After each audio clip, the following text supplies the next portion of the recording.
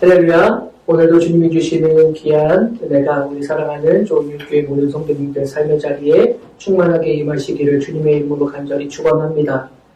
오늘은 지난주에 말씀드린 대로 추수감사주일입니다. 한 해 동안 우리에게 허락해 주신 하나님의 은혜를 기억하고 또 하나님께서 내게 채워주신 그 은혜와 사랑에 감사하는 그러한 예배를 오늘 드립니다.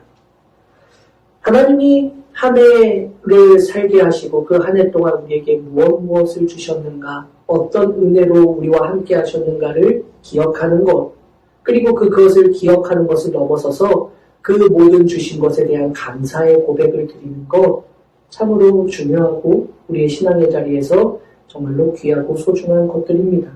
오늘 우리가 예배를 드리고 하나님의 말씀을 들으면서 하나님 앞에 우리가 무엇을 감사하고 하나님 앞에서 내게 주신 하나님의 은혜와 사랑이 무엇인지를 늘 기억할 수 있는 복된 이 예배, 이 아침이 될 수 있기를 간절히 소원합니다.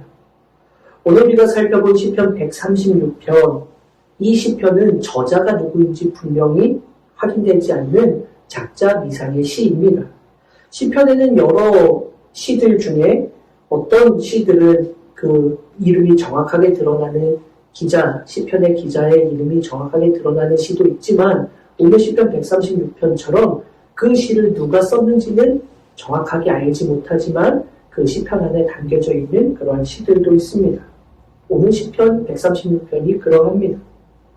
또 시편을 분류하는 기준이 있는데 그 기준에 따르면 시편 이 136편은 말씀을 우리가 쭉 읽어보면 우리가 길기 때문에 1절 한 절만 읽었지만 1절부터 26절에 이르는 이 말씀을 쭉 읽어보다 보면 우리가 분명히 알 수 있는 것이 있는데 이 시는 무엇이다? 감사의 시다라는 것을 알 수 있습니다. 하나님께 감사하라, 감사하라, 감사하라를 계속해서 반복적으로 이야기합니다. 동시에 이 시는 유대교 전통에 따르면 이 시를 제2할렐시 혹은 대할렐시라고 구분합니다. 그 이유는 이 시가 함께 할렐시로 묶여져 있는 그 구분되어 있는 시들은 유대교의 3대 절기인 6월절, 77절, 장막절의 공식 예배에 그렇게 사용되었던 시였기 때문에 그렇습니다. 신학자들은 이 시가 마치 우리가 성시 교독을 할 때 하는 것처럼 앞부분을 예배시의 인도자가 이렇게 선창을 하면 뒤에 후렴구가 되는 동일한 그 인자하심이 영원함이로다라는 이 구를 회중들이 함께 낭독하면서 그 예배 때에 불려졌던 시였을 것이다 라고 생각을 합니다.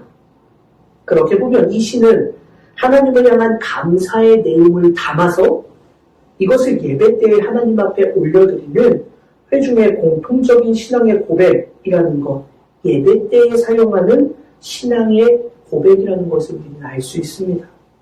그래요. 이 시는 하나님 앞에 드려지는 예배 때에 드리는 하나님을 향한 감사의 고백이라는 것입니다. 다시 성경 말씀으로 돌아가서 오늘 본문의 말씀을 보면 성경에서는 1절 우리가 읽은 본문에 여호와께 감사하라 라고 이렇게 말하고 있습니다. 그리고 이어지는 말씀에서 조금씩 그 여호와 하나님을 고백하는 내용을 다르게 표현하고 있지만 모두 하나님을 향해서 끊임없이 감사하라 라고 말하고 있습니다. 26절로 기록된 시편 136편에서 기자는 앞에서 말씀드린 것과 같이 각 절에서 전반부, 후반부로 나누어져서 인도자가 전반부를 선창을 하면 후반부는 모두 동일하게 그 인자하심이 영원함이로다 라고 고백하는 형식으로 이 26절이 모두 대꾸를 이루어서 기록되어져 있습니다. 이 말씀을 우리가 조금 더 세분화해서 살펴보며 오늘 주신 하나님의 은혜를 나누어 보려고 합니다. 우선 시편 136편은 앞에서 언급했던 것과 같이 26절의 말씀이 모두 동일한 구조를 가지고 있습니다. 앞부분 그리고 뒷부분. 앞부분은 인도자가 선창을 하는 부분, 그리고 뒷부분은 모든 회중들이 그의 인자하심이 영원함이로다 라는 것을 똑같은 후렴구를 반복하면서 예배 때에 고백되어지는 그러한 감사시입니다. 그래서 하나님께 감사하라 라고 되어 있는데 이렇게 우리말 성경에는 계속해서 하나님께 감사하라 또 뒤에 부분에 보면 신들 중에 뛰어난 하나님께 감사하라. 주들 중에 뛰어난 주께 감사하라. 홀로 큰 기이한 일을 행하시는 이에게 감사하라. 조금씩 하나님에 대한 설명은 다르지만 계속해서 감사하라, 감사하라, 감사하라, 감사하라. 이것이 26번이 기록이 되어 있는데 사실 원문을 말씀을 그대로 보면 사실 모든 1절부터 26절까지 이 감사하라라는 표현이 다 기록되어 있지는 않습니다. 정확하게 이 26절 중에 1절, 2절, 3절 앞에 석절과 마지막 26절에서 이 총 4번만 감사하라라는 것이 기록되어 있고 나머지는 감사하라라는 이 단어가 사용되어 있지는 않습니다. 4절부터 25절까지는 그 내용이 들어가 있지 않다라는 겁니다. 그러나 의미적으로 볼 때 모든 것이 하나님을 향한 감사의 고백이라는 것을 보았을 때 우리말 성경으로 번역하면서 이것을 잊지 않은 단어이지만 감사하라라는 것을 첨부해서 기록한 것, 번역한 것으로 의미적인 큰 문제가 되지는 않는다라는 것을 우리는 알 수 있습니다. 또 감사하다라고 번역된 이 히브리어 단어 호두라는 단어는 감사하다라는 의미도 있지만 또 다른 의미로는 찬양하다라는 의미도 가지고 있습니다.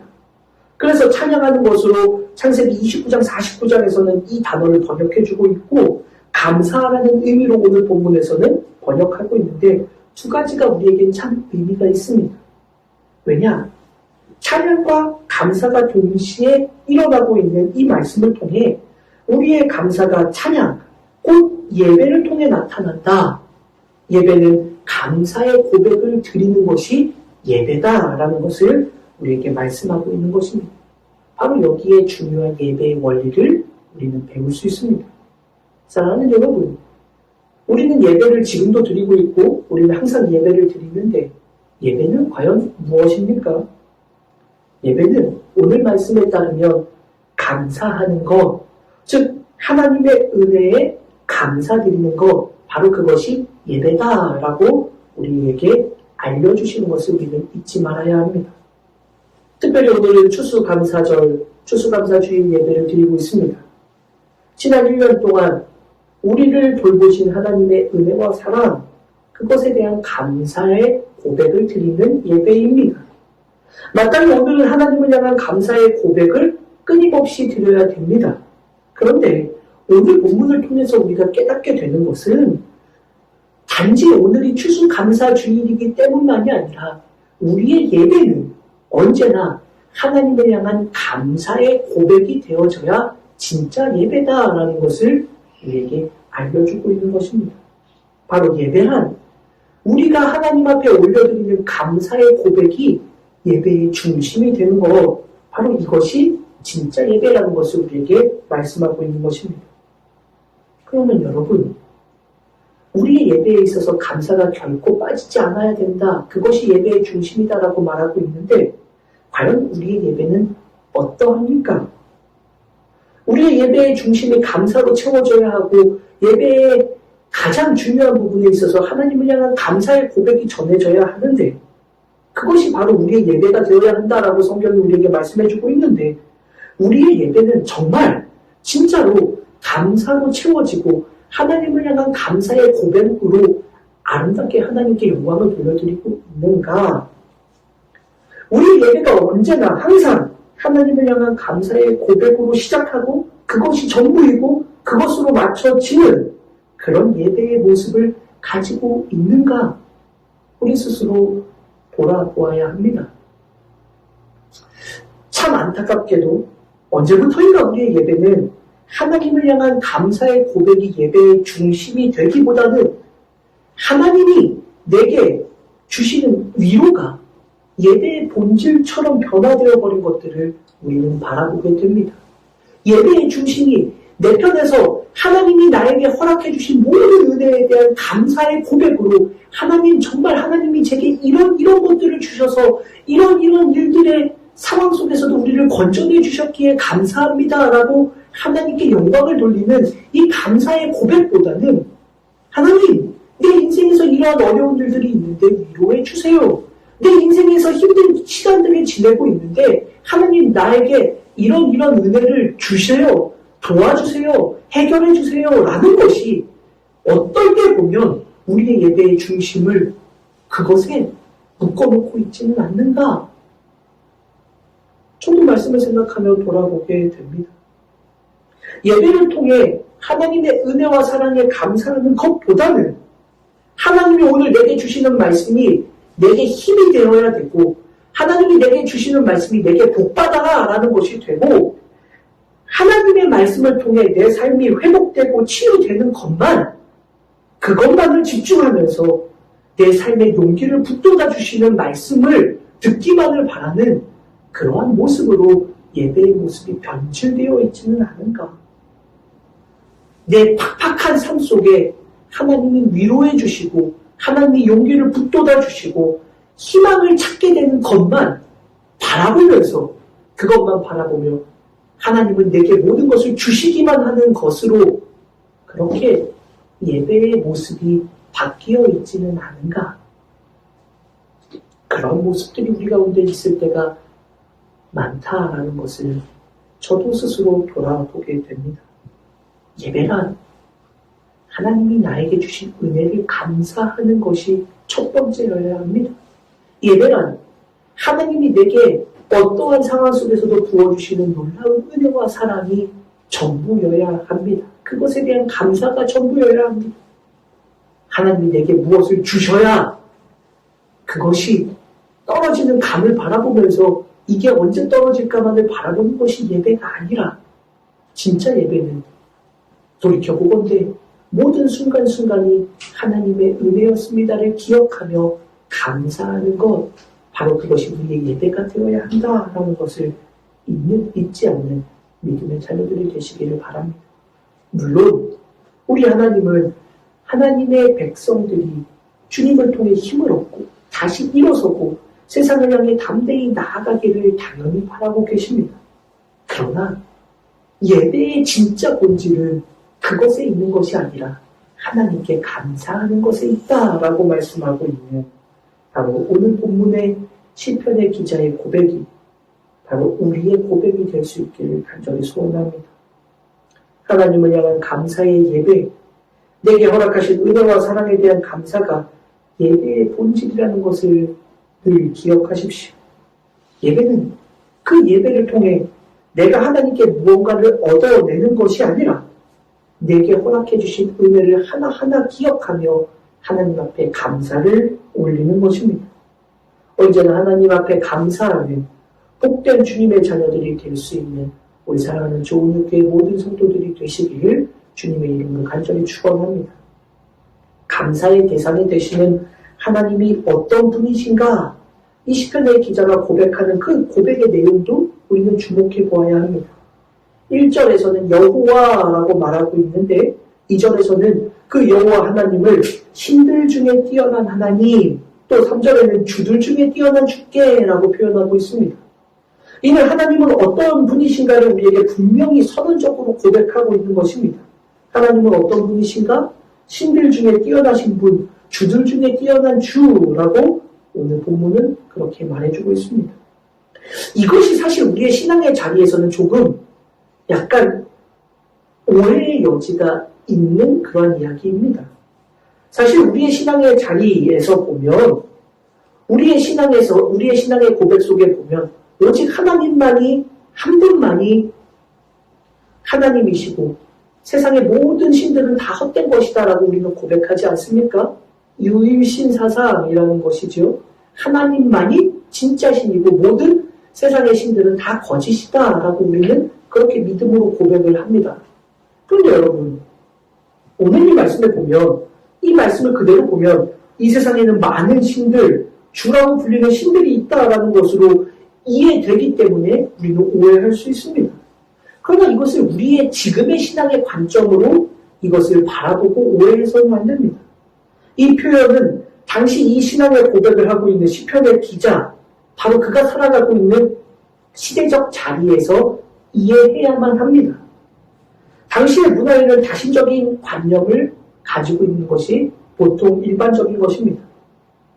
아까도 이 시가 누구에게서 기록되었는지 알지 못한다라고 이야기를 드렸죠. 작자 미상이다라고 말씀을 드렸는데 이 시가 언제 쓰여져 있는 시였는지도 구체적으로 우리는 명확하게 그 시대를 특정할 수는 없습니다.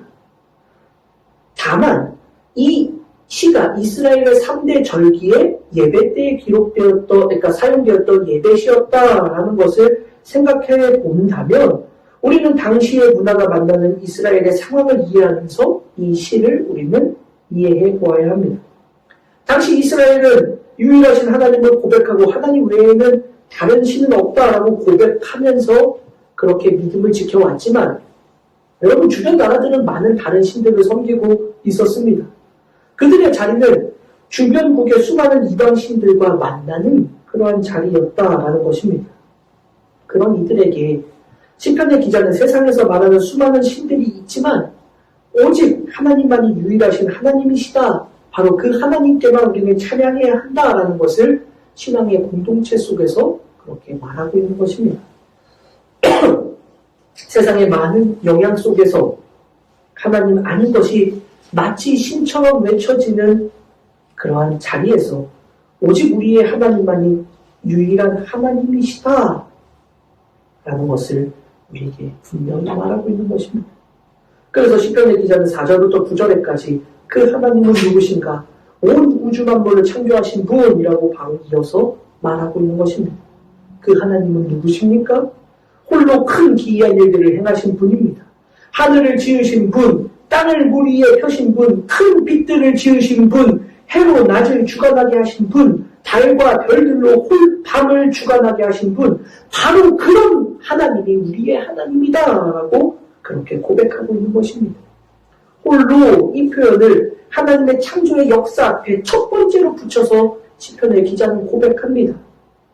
혼자, 따로라는 그 의미의 단어입니다. 즉 수많은 이방의 신들이 많이 있다라고 말하는 그 세상 속에서 그들이 만나고 있는, 그들이 마주하고 있는 그 세상은 수많은 신들이 그렇게 군림하고 있는 그러한 세상에서 시편의 기자는 무엇이라고 말합니까? 너희들이 그렇게 많은 신들이 있다라고 이야기하지만 아니다.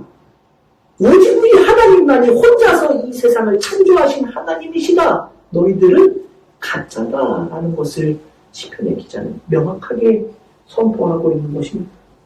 홀로 그 모든 일들, 이 세상을 창조하신 분이 바로 우리의 신앙의 고백에서 고백되어지는 바로 우리의 하나님이시다라는 것을 말하고 있는 것입니다. 여러분 오늘 이 말씀이 우리에게는 어떻게 들려집니까? 사랑하는 여러분, 우리도 유일하신 하나님을 고백하며 우리의 신앙의 길을 걸어가지 않습니까?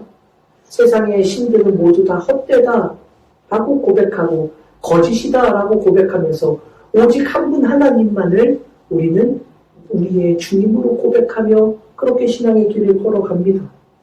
그런데 여러분, 우리의 신앙의 자리에서 여러분은 정말 진짜로 하나님만이 유일한 하나님이시다라고 고백하며 우리가 그렇게 믿음의 길을 걸어가고 있을까? 우리도 우리 스스로 한번 물어보아야 합니다. 우리가 부처를 섬기거나 힌두교의 다양한 신들을 섬기는 것은 아니지만 그런데 우리의 신앙의 자리에서 오직 하나님만이 유일하신 하나님으로 고백되어질까? 때로 그렇지 못한 우리의 모습을 바라보게 됩니다. 여러분, 돈이 우리의 하나님이 될 때는 없습니까? 명예가 그렇게 될 때는 또 없습니까? 세상의 신과 같이 보이는 수많은 신들 앞에서 하나님 한 분만이 홀로 하나님이시다라고 우리는 그렇게 당당하게, 분명하게, 확실하게 고백하며 살아가고 있습니까? 여러분, 어쩌면 이 세상에서 물질이 신이 되고 권력이 신이 되고 다양한 만물이 신이 되는 그 세상 속에서도 우리는 오직 하나님 한 분만이 우리의 진짜 신이다라고 고백하는 믿음 안에 우리도 서 있을까?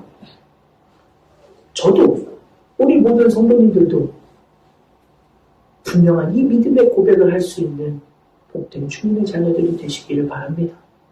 이 세상은 물질이 우리의 신이다라고 말하지만, 이 세상은 권력이 우리의 신이다라고 말하지만, 그러나 그 어떠한 상황에서도 우리의 하나님은 오직 하나님 한 분밖에 없다라고 고백하며 우리의 믿음을 고백하고 그 하나님을 향해 감사의 고백을 올릴 수 있는 복된 주님의 자녀들이 되시기를 간절히 소원합니다.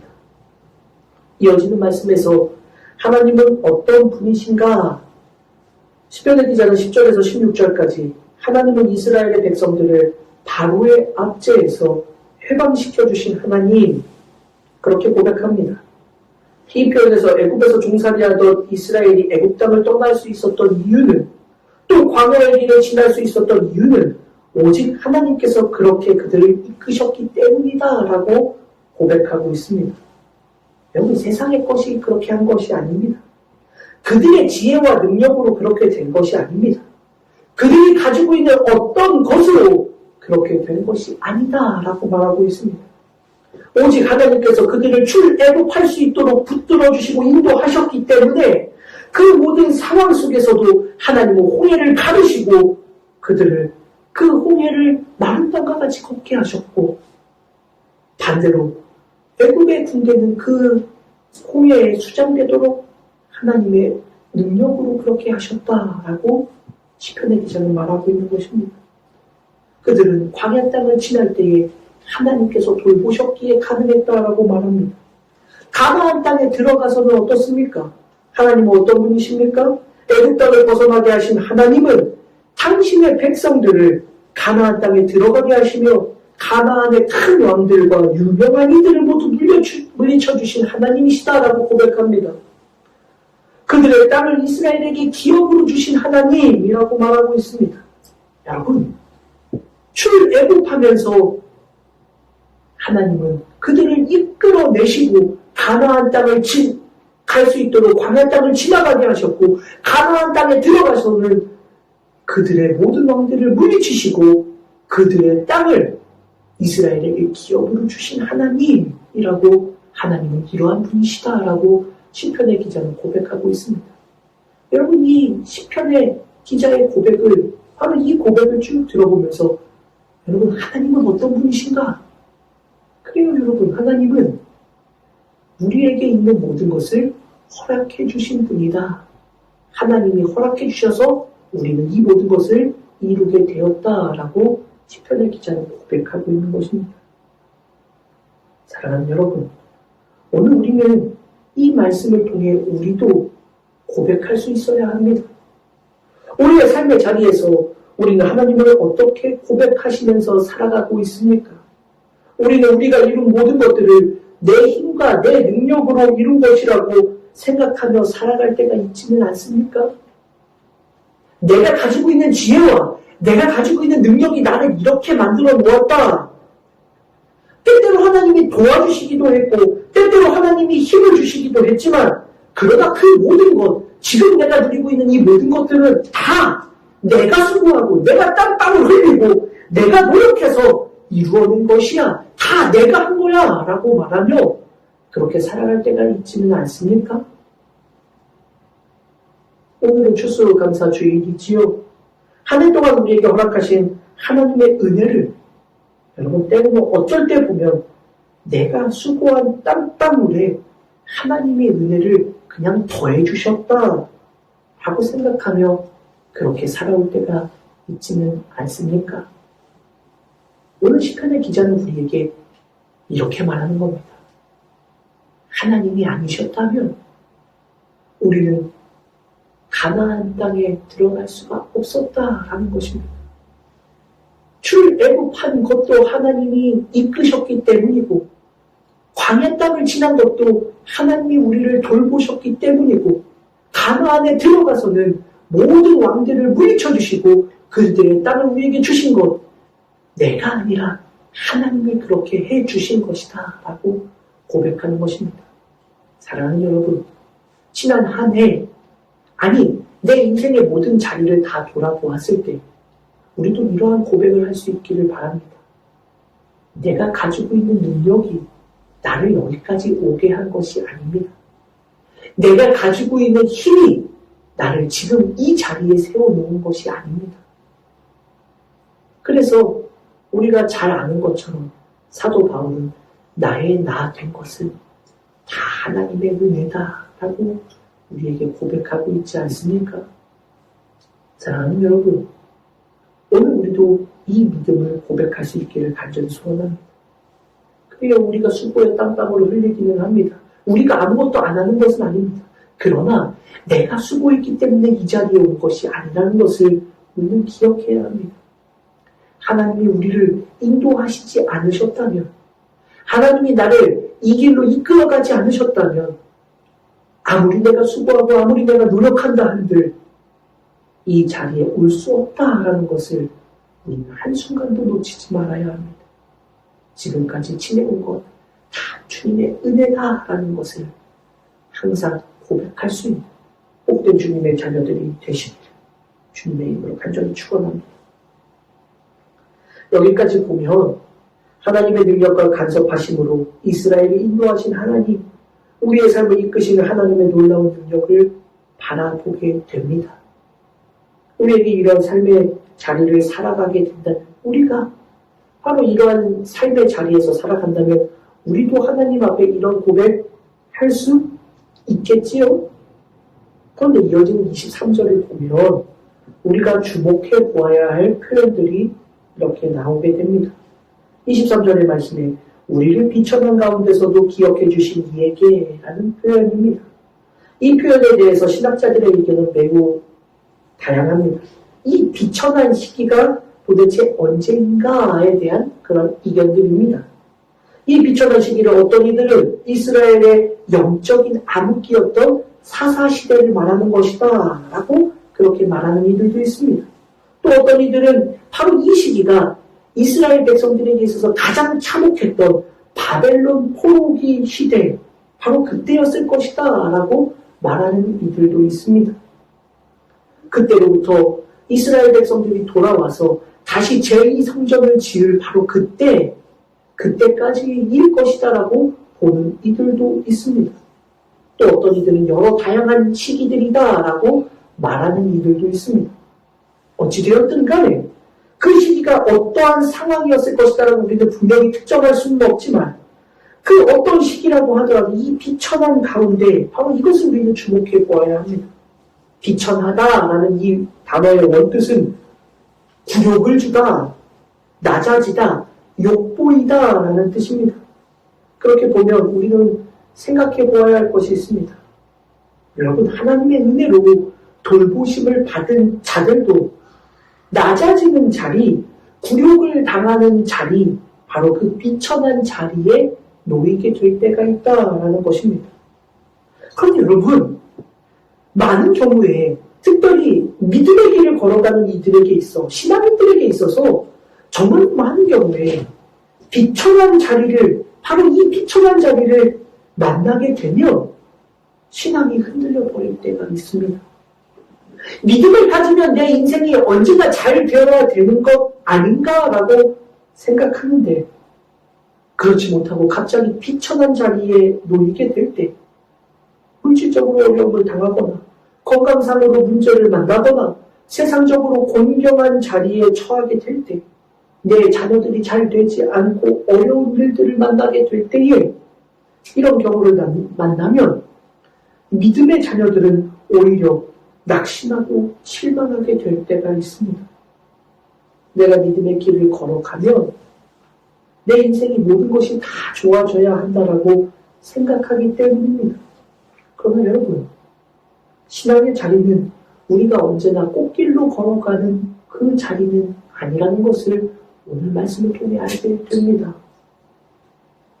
때로 우리도 믿음의 길을 걸어가도 하나님이 돌보시는 인생의 자리에 살아간다고 해도 우리는 때로 비천한 자리에 놓이게 될 때도 있다라는 것입니다. 여러분, 다윗도 그러하지 않았습니까? 바벨론 포로기 시대에 다니엘이나 그들의 세 친구 하나냐, 미사엘, 아사랴도 그러지 않았습니까?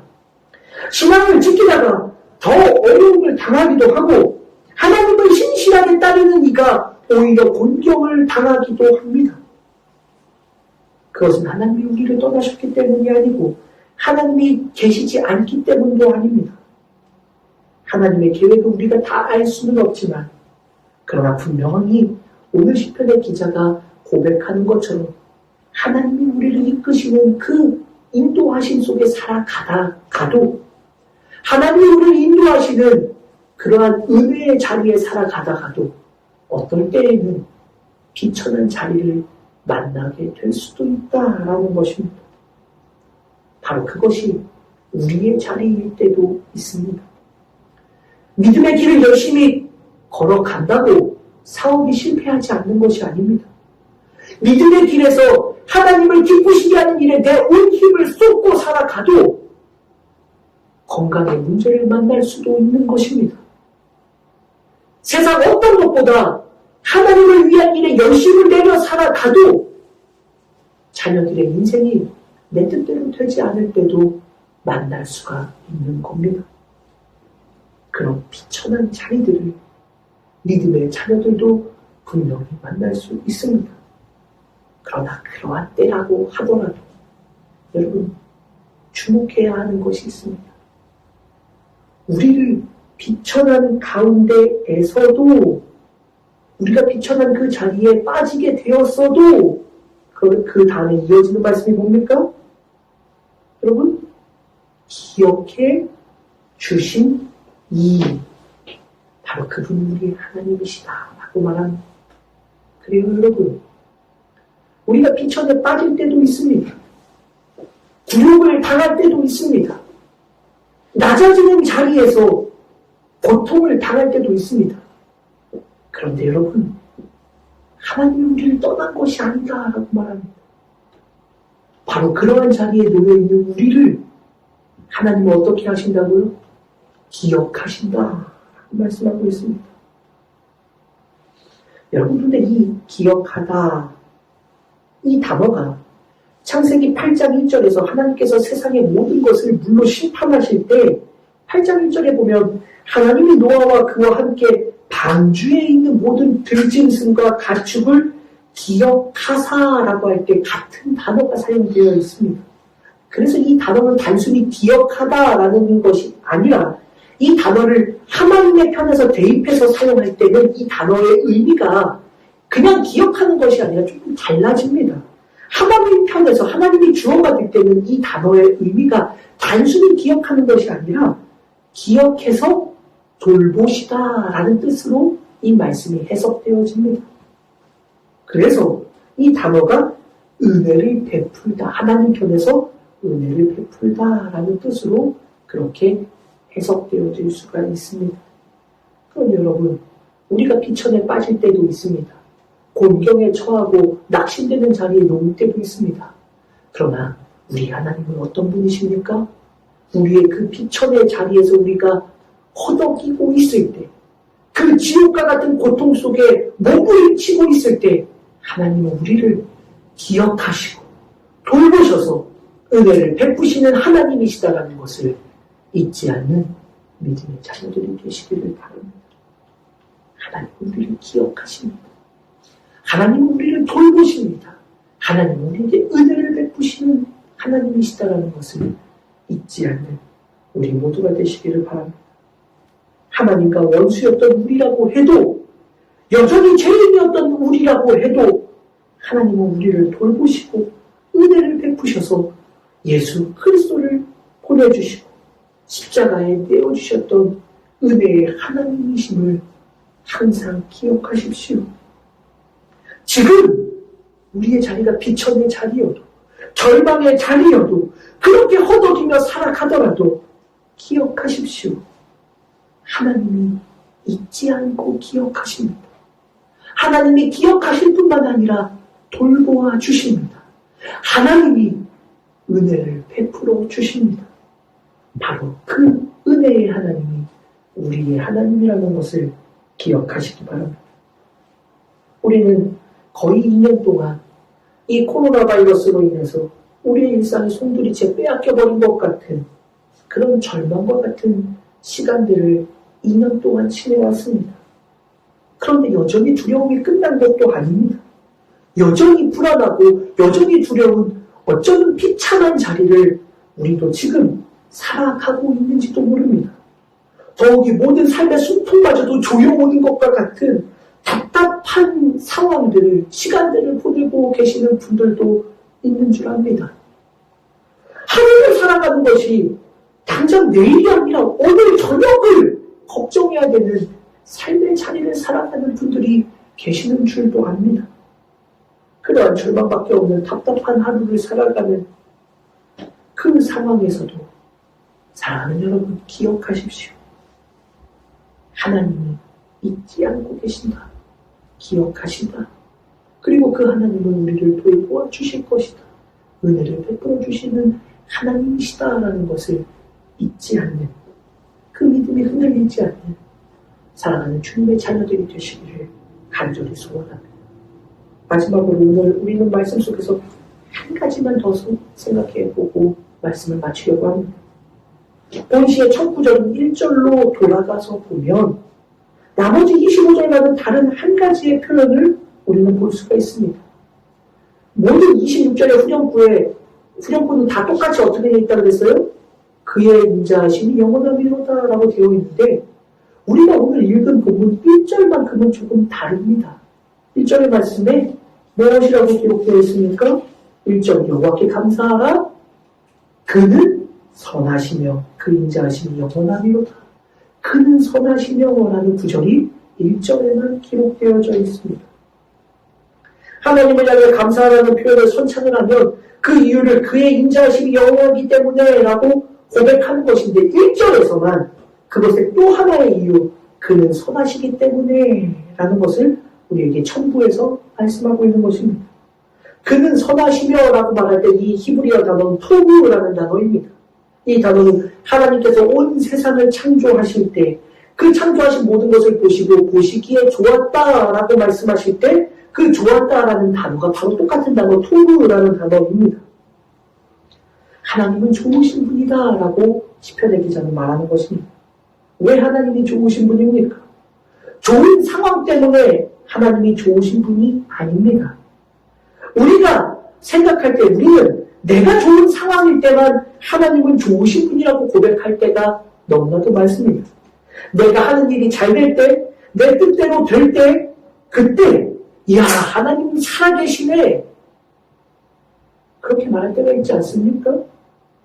그런데 이 말씀이 1절에만 기록되어 있는 것은 의미적으로는 이 모든 말씀, 26절의 모든 말씀 전체를 받고 있는 것을 우리는 이해할 수 있습니다. 그렇다면 23절에서 우리가 비천한 가운데에 있는 바로 그때에도 하나님은 어떤 분입니까? 좋은 분이다 라는 것입니다.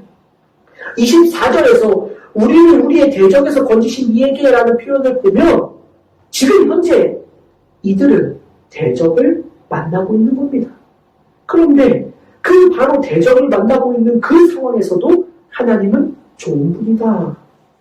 앞으로 다시 돌아가 보면 호리 앞에 두려움의 자리에서도 광야의 길을 건너가는 그들에게 있어서도 큰 왕들과 유명한 왕들 앞에 전쟁 앞에서도 아모리 왕 시온과 바산 왕 옥 앞에 두려움의 자리에서도 하나님은 어떤 분이십니까? 좋은 분이다 라고 고백하고 있는 것입니다. 마지막으로 이것을 생각하며 오늘 이 아침 추수감사 주일을 맞이하시기를 바랍니다. 사랑하는 여러분, 어떤 상황 속에서도 하나님은 선하신 분, 좋으신 분으로 고백할 수 있는 우리 모두가 되시기를 간절히 소원합니다. 때로 내 인생이 캄캄해서 그저 눈물밖에 나지 않는 상황, 두려움 앞에 허덕이며 살아갈 수밖에 없는 상황, 절망밖에는 보이지 않고 희망의 한 조각도 보이지 않는 것 같은 그런 고통스러운 상황, 그런 것들을 우리가 만나게 될 수도 있지만 지금 바로 이 순간도 그것을 경험하는 이들도 있을 수 있지만 그러나 그 어느 때에라도 하나님은 좋으신 분이다라는 것을 잊지 않는 고백하실 수 있는 믿음의 자녀들이 되시기를 바랍니다. 바로 그때 그의 인자하심이 영원하리로다 하는 것을 고백할 수 있게 됩니다. 바로 그 인자하심을 우리도 받게 될 수 있다라는 것입니다. 여전히 힘들고 어려운 순간들입니다.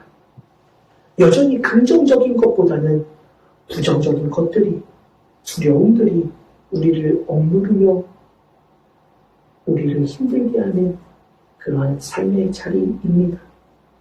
그러나 그 어떤 상황에서도 여전히 빛보다는 어둠이 짙은 것 같은 바로 이 순간에서도 하나님은 선하신 분이라고 고백할 수 있는 우리 사랑하는 모든 성도님들 되시기를 주님의 이름으로 간절히 축원합니다.